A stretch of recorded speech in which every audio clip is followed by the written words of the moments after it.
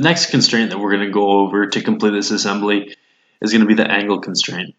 So what I want to do is I don't want to have these two blocks just mated together so they're one solid piece. I want to have it so the top block is going up from this edge at a 45-degree angle.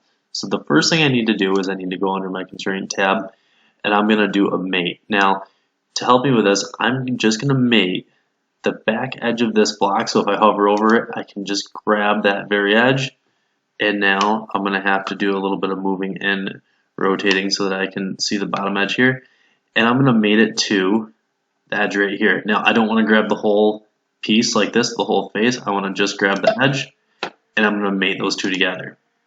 Now what you're going to notice, once this is mated together, I can move my blocks up and down, and I can also move them from side to side.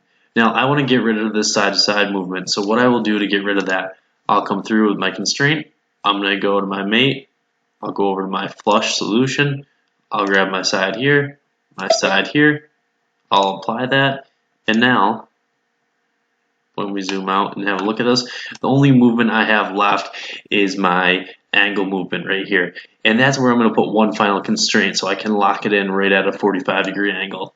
So to do this, the first thing that I need to do is go to my constraint tab, and I'm going to go over to my angle constraint. Now under solution, I have three different solutions. For today we're only going to talk about the first one. We're going to talk about the directed angle, so I'm going to click on this. Now I'm going to grab the face of my bottom block first, and then I'm going to grab the face of my top block, and I'm going to set my angle to 45 degrees.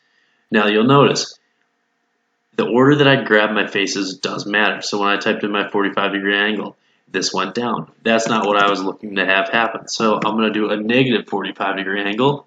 I'm going to click apply, and now my two blocks are mated together at a 45-degree angle, and there's no movement between these two blocks. So between using the mate command, the mate flush, and then the angle, now my two blocks are locked together at a perfect 45-degree angle.